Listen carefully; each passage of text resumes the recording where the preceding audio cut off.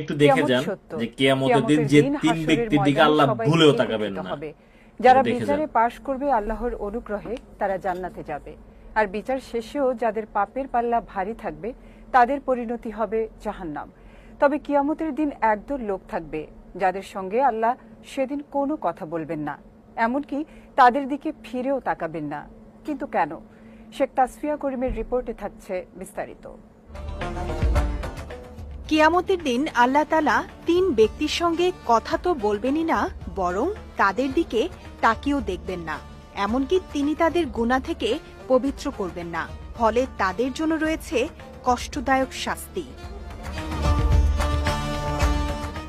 তারা হলো: ১.